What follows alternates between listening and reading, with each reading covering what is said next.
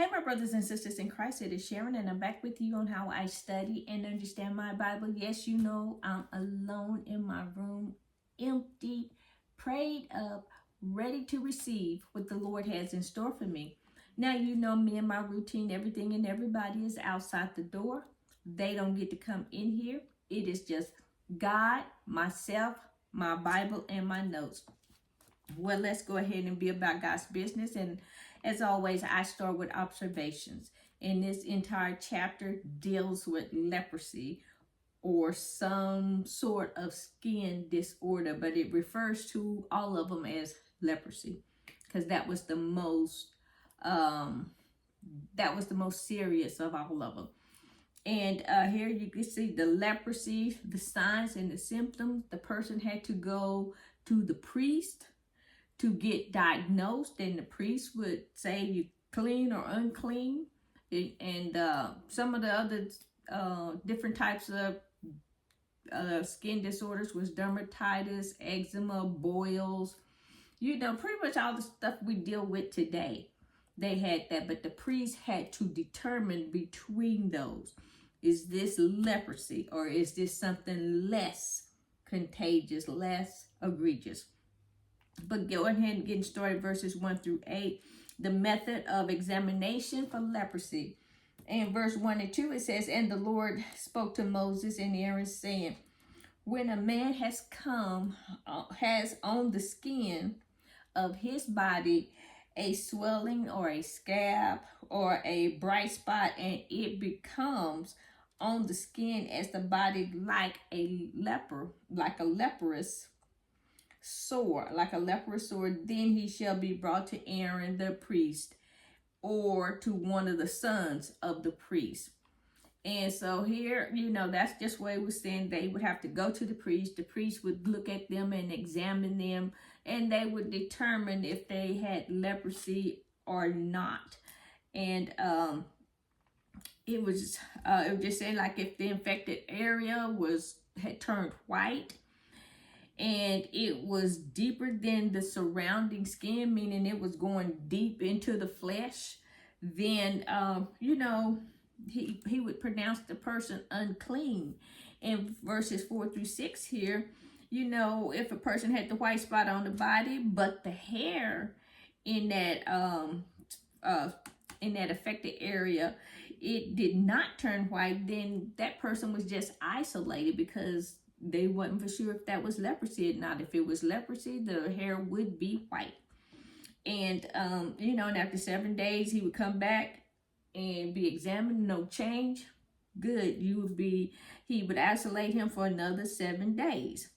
And, but if that, rash or sore spot on the skin, if it starts to spread on the skin, then he have to go and return to that priest, and the priest would declare him unclean.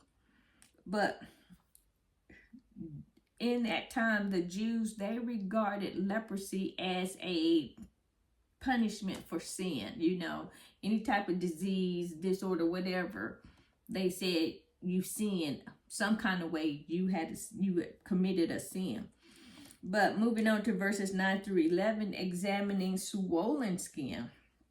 And so here it's saying if the sore was open, it's an open sore and it's spotted on the person, and they had to go to the priest who would determine, you know, examine it. And if the leprosy had remained on the skin for some time and would not heal, then the priest, he would pronounce the person unclean and not isolated, for it was an old leprosy, so they were no longer contagious. So they wasn't put outside the camp, or they wasn't like completely isolated because they were no longer infected. In verses 12 through 17 here, they're examining the outbreak over the entire body. Now, with that, you know, this afflicted the entire body, all the skin turned white on the body, you know, rather than just in spots, blotchy spots and stuff like it would normally do. And so it said when the skin was, entirely covered the entire body, and the infected skin with the open sores, the priest would call it clean. They would be clean. And so, and again, this was still part of the old leprosy. It's just taking its time about getting away, going away from it. And then, but in 14 and 15, if the raw flesh, but when raw flesh appears on him, and he shall be unclean. So if that white spots or the entire white body, start producing open wounds, raw flesh, he's shall be determined unclean, and the priest shall examine the raw flesh and pronounce him to be unclean. For raw flesh is unclean; it is leprosy. So that leprosy it attacks your nervous system, and it eats away at the skin, and just cause all kind of damage, and looks horrible. And so verses 16 through 17, excuse me. But if the infected raw flesh turned white, then the priest was to declare the leper clean, because it had run its course. It's done what it's going to do. And even though the skin was still remained white, it's considered that old leprosy. And verses 18 through 20 here, examining the boils on the skin. And here, a boil in the skin, it required a slightly different form of skin. It's a slightly different form of skin disease. And this indicated a serious disease. The diagnosis is the same. They go through the same process as if the person had leprosy. And so, he would examine him and, see if, isolate that person for 7 days. And, if it was white and swelling, or a bright spot, reddish spot, then he shall be shown to the priest. And the priest, he'll see it. But if the hair was turned white, and if that hair turned white in there, then it was, again, pronounced unclean, because they thought leprosy, excuse me. And so, but if there was no white hairs in it, and it didn't go deep into the skin, then they would isolate them for another 7 days, and they come back to the priest with, if there was no change, then he was considered clean, he or she, whomever, they were. And then moving on here to verses 24 through 28, burned skin, because, they got burned back in those days, and burns, you're highly susceptible to all kinds of infections. And so here they was being careful, and they could come up with something like psoriasis, and it creates the scars and stuff at the site of the burns, and or from other previous injuries. The diagnosis for this psoriasis, or what they would call burns, then it was just like that for the leprosy. They're watching and looking for the white skin, the white hair in the skin. Was this only surface skin, or what did it go deeper? And so that's what the priest was looking for. Now, it never said if the priest touched the people or how they handled the people, because leprosy is contagious. And so I'm just assuming, hey, God was protecting the priest. That's all I can say about that, is that God was protecting the priest. And so, but moving on here to verses 29 through 27, examining sores in the midst of the hair. And here, they're if leprosy was suspected, then they would examine the hair and look at it.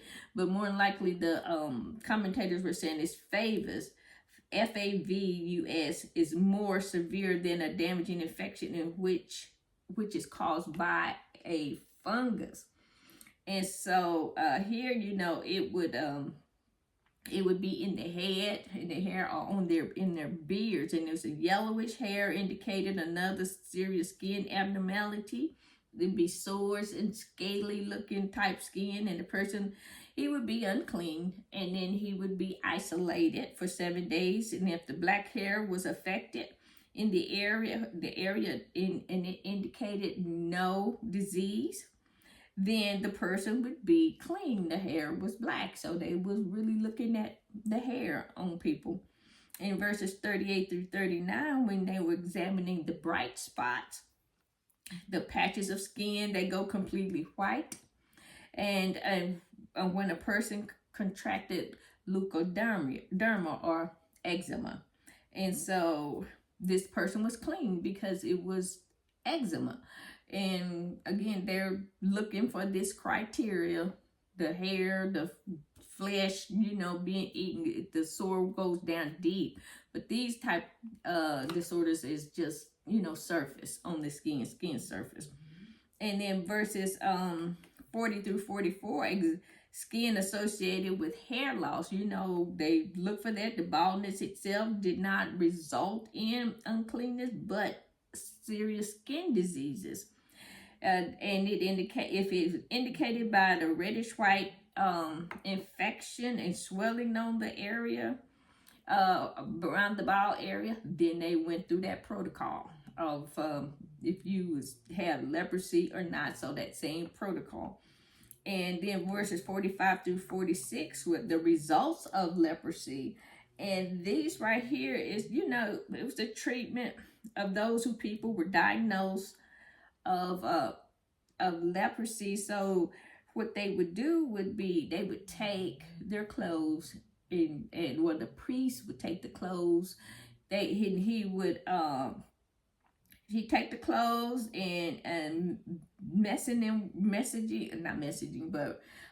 going through one's hair. They was looking through it and covering up, and it covers one's upper lip.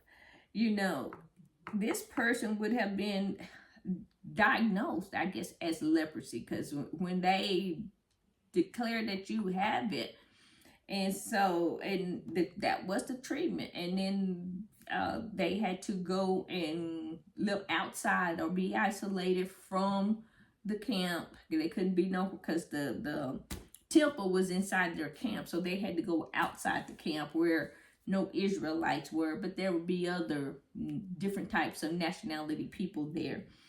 And so they would have to do this. They would have to tear their clothes, mess up their hair, just if they was in mourning, they would have to do those things. And the contaminated garments that they had, verses 47 through 52, those garments, they would have to be, that the person was infected with leprosy, so they just assumed so was all of the garments, your leather, your wool, whatever it is you was wearing.